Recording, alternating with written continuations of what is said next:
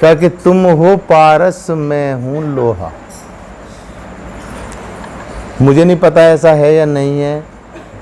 संत लोग कहते हैं कि पारस एक ऐसी चीज है, ऐसी वस्तु है, यदि वह लोहे का लगा दी जाए तो सोना हो जाता है। तो एक शिष्य कहता है कि तुम पारस हो और मैं लोहा हूं, कि तुम पारस हो मैं लोहा हूं, कि छू लेने दो इन चरणों को, बन जाने दो सोना। लेकिन उसके साथ में पारस किस चीज में रखा? छोटी सी डिबिया में। वह डिबिया काहे की है? लोहे की। लेकिन वह सोना नहीं बनती। सारा लोहा सोना बन गया, लेकिन वह जो लोहे की डिबिया है वह कभी सोना नहीं बनती। उसका कारण है क्योंकि वो जो पारस है वो कागज में लिपटा हुआ है, उसमें रखा है, सोना उसका लगता ही नहीं। लेकिन गुरु कभी ये नहीं चाहता कि उसका शिष्य सोना बने, कभी नहीं चाहता। यदि गुरु है तो भी ये चाहेगा ही नहीं कि उसका शिष्य सोना बने। गुरु चाहता है कि उसका शिष्य सदा पारस बने, कि जो वो उसे और भी छूए तो वो भी सोना हो जाए। सोना बनने में लाभ नहीं है, पारस बनने में लाभ है। पारस लोहे को सोना बना दे। और यदि तुम पारस बन जाओगे तो जने कितने भटके हुए लोग हैं वे सही राह पे आ जाएंगे। यदि हम सच्चे रास्ते पे चलते हैं। क्योंकि इतने आदमी वहां मर गए, बड़ी चर्चा हो। हमारे यहाँ आश्रमों की जरूरत नहीं है। हकीकत है हमारे देश में आश्रम की जरूरत नहीं है। जो बड़े बड़े आश्रम बन रहे कई कई सौ बीघे के, हमारे यहाँ जरूरत उन गुरुओं की है जो घर गैल आश्रम बना दे। इतना ज्ञान इस देश के अंदर बांट दे कि हमारा कोई भी घर ऐसा ना हो जहाँ सत्संग ना हो। सत्संग का मतलब ये नहीं कि जहाँ घने सारे आदमी इकट्ठे हो जहाँ वहीं सत्संग हो। सत्संग का मतलब है कि जिस घर में 4 प्राणी हैं, 2 हैं, वे बुराई के रास्ते को छोड़ के भगवान का भजन करते हो, एक दूसरे की सेवा करते हो, तो वहाँ सत्संग है। सत्संग कहाँ चल रहे? मेरठ चल रहे, वहाँ हो रहा सत्संग। वहाँ जाके एक दूसरे की हम चुगली पीट रहे, वो सत्संग नहीं हो सकता। सत्संग, सत्य का संग कर लो आप, सत्य के रास्ते को अपना लो, सत्य का संग कर लो तो सत्संग हो गया। अभी आप लोगों ने थोड़ी चीज़ देखी, आज का जो भी आ रहा, मैं चाहता हूँ कि जितने यहाँ आदमी आ रहे कोई दुखी ना रहे, सबका काम अच्छा हो जा। लेकिन उसमें मेरे चाहने से कुछ नहीं होता, आप लोगों की मेहनत भी होनी चाहिए। कुछ लोग सोचेंगे भाई गुरुजी ने इनको तो देख दिया, शुरू में हमें तो बताया ही नहीं। जितने लोग यहाँ बैठे हैं, चाहे वे आगे हैं चाहे पीछे, इस भगवान की ज्योति को तो सब निहार रहे हैं, वो तो सब देख रहा है। सबसे पहले जरूरत है आपको नियम पर डटने की। भगवान पैसे से नहीं मानता, प्रसाद से नहीं मानता। ना भगवान को प्रसाद की जरूरत है, ना इन केलों की जरूरत। ये भी सुबेरी को हमें ही खाने सब है मिलके, सब में बट जाएंगे, हम ही खाएंगे। भगवान को जरूरत है भाव की। जिसके हृदय के अंदर भाव है तो भगवान उसका है, जिसके अंदर है ही नहीं तो उसका नहीं है। दिल की लगी अच्छी नहीं, कि दिल लगी अच्छी है पर दिल की लगी अच्छी नहीं। दिल लगी में दिल गए, ये दिल की लगी अच्छी नहीं। यदि किसी का दिल लग जाए तो बहुत अच्छी बात है, लेकिन किसी के दिल पे कोई बात नहीं लगनी चाहिए। दिल लगी में तो दिल जा, और जो दिल पे लग जाए तो विनाश हो जा।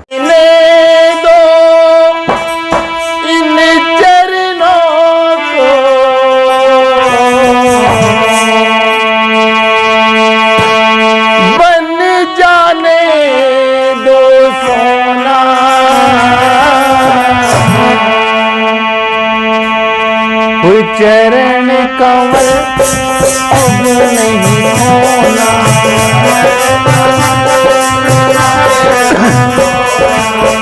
तुम हो पारस मैं हूँ लोहा।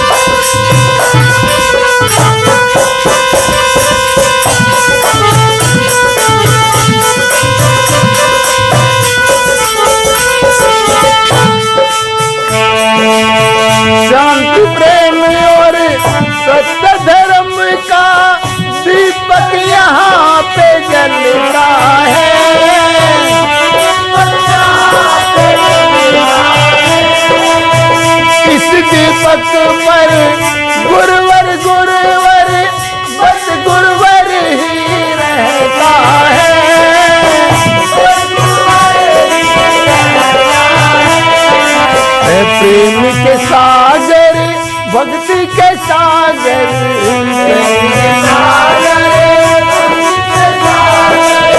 सागर में ही डुबोना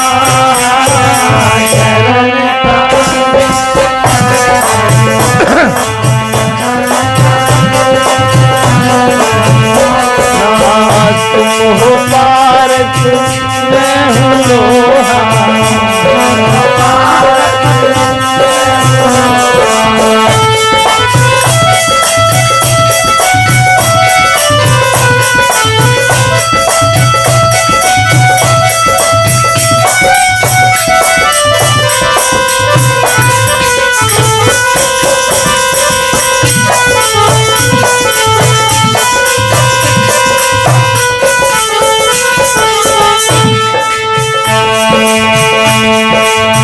छोड़ के आया ममता की छाया, द्वार तुम्हारे में आया,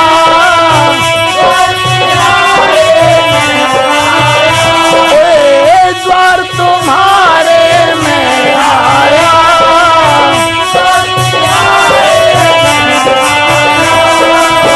जन्म मरण के काटो बंधन, जन्म जन्म में भरमाया,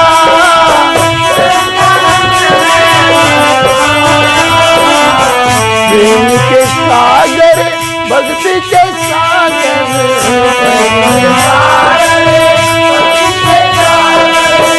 सागर में ही डुबोना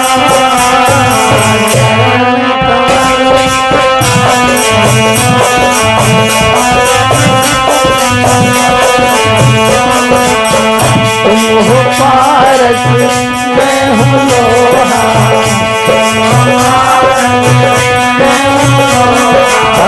तुम हो पारक मैं हूँ लोहा,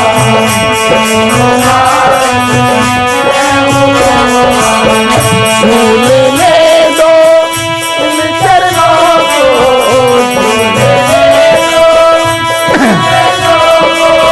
बन जाने दो सोना,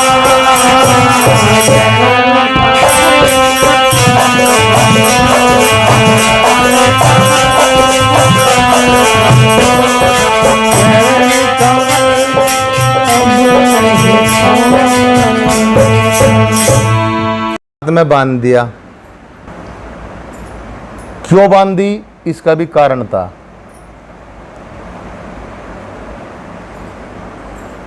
जब राजा बलि ने यज्ञ किया, देवताओं को फिक्र हुआ, तो उसने जो है भगवान विष्णु ने बामनी ब्राह्मण का रूप धारण किया।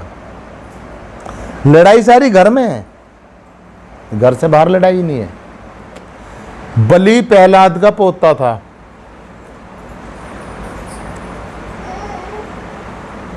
प्रहलाद कौन था? हिरणाकुश का पुत्र। हिरणाकुश के पिता कौन? कश्यप ऋषि। और जो बलि को ठगने आ रहा, उसे छलने के लिए आ रहा, वे कौन? कश्यप ऋषि का पुत्र। कहानी सारी परिवार में ही है। जो छलने आ रहा वो भी कश्यप ऋषि का, और जिसको छला जा रहा वो कश्यप ऋषि का परपौत्र। तो जब वे वहां आए, 3 पग भूमि मांग ली। तुम्हारा ध्यान है या नहीं है?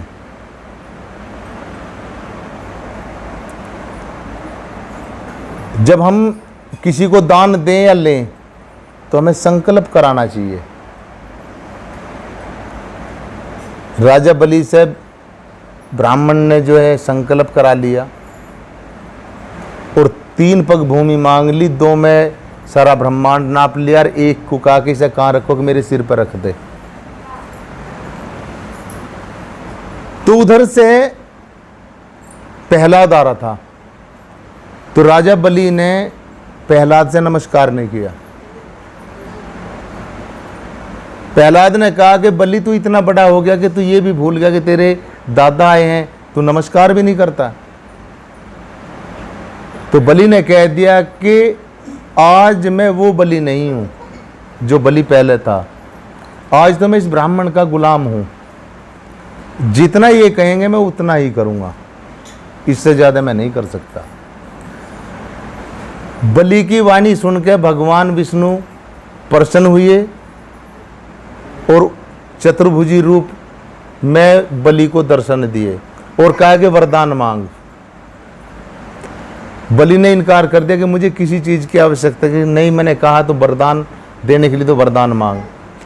तो बलि ने वरदान मांग लिया कि मेरे गेट पे जब भी मैं निकलूं मुझे मेरे गेट पे नजर आना चाहिए। यदि भगवान चतुर है तो फिर भक्त भी चतुर है। बांध के खड़ा कर लिया। जिसको आप बडलिया नवमी कहोगे आज जो है देवता सो जाएंगे, उस तिथि को भगवान विष्णु पातालपुरी में वास किया और बलि के गेट पे जो है पहरेदार बनकर खड़ा हो गया। लक्ष्मी जी को पता चला जब काफी दिन हो गए, अब पता नहीं कहां छोड़ के चला गया, कि जनानी जाती ऐसी हो। अपनी दिव्य दृष्टि से देखा कि वो तो वहां बंदी है, गेट को छोड़ के कहीं जा ही नहीं सकता, तो अब क्या करा जा। तो लक्ष्मी जी बलि को छलने के लिए आ गई और दरबार में आकर कहने लगी भाई दुआई हो। उसने कहा कि बहन जब तूने भाई कहा तो बता तुझे किस चीज की परेशानी। अक मेरा पति खो गया और उसे ढूंढ कर ला दे। अक वो जहां भी होगा मैं तेरे पति को खोज कर लाऊंगा। तो लक्ष्मी जी ने एक धागा राजा बलि के हाथ में बांधा, जिसे आप रक्षाबंधन का दिन कहते हैं, उस दिन पुनवासी के दिन। अक ये धागा किस लिए? अक जो तेरे ये याद रहे कि किसी बहन का तेरे पे कर्ज है, अक किसी बहन का तेरे पे कर्ज है, तो ये धागा इसलिए सबसे पहले लक्ष्मी जी ने राजा बलि के यहां बांधा था। अब जब भी बलि उस धागे को देखे जब भी याद आ जाए कि भाई तुझे उसका पति ढूंढ के देना। और उस चीज को कई मास बीत गए, 4 मास। उसने सोचा अब कहां से ला के दूं। जिसको आप दे उठने की आस कहते हैं, उस दिन उसने सोचा अब समय पूरा हो रहा है, जितना मैंने अपनी बहन को समय दिया उसका पति मुझे कहीं मिला नहीं, चलो भगवान से ही पूछ लें आज। और गेट पे पहुंचा, भगवान से प्रार्थना की कि मैं ऐसे धर्म संकट में हूं, नू बता के मेरा उसका पति मैं कहाँ से लाऊं। अब उसे नू कह दे अपना चली जाए उल्टी, अन्ना बहुत पछतावेगा। अब पछताने की बात नहीं, मुझे उसका पति देना है। तो उसका पति मैं ही हूं, लक्ष्मी है। तो बलि ने भगवान का हाथ पकड़ कर लक्ष्मी को दे दिया कि ये तेरा पति रहा, इसको ले जा। जिसको आप दे उठनी ग्यास बोलते हैं। 4 मास आज भी भगवान विष्णु पातालपुरी में वास करता है, जिसमें आप कहते हैं कि देव सो गए। बडलिया नवमी से देव उठनी ग्यास तक। आप बाबा मोहन राम के दरबार में जा रहे, अलख जोत है, उसी नारायण का दरबार है। आप सदा दोज मनाते हैं, लेकिन आप सभी भक्तों को रक्षाबंधन के दिन जाके वहां प्रसाद नहीं, उसकी ज्योति के सामने जाके एक छोटा सा धागा चढ़ा के आओ और फिर देखना खेल आपके काम बनते हैं या बिगड़ते हैं। लेकिन हमारे पास कभी इस चीज के लिए समय नहीं है। हम क्या करेंगे?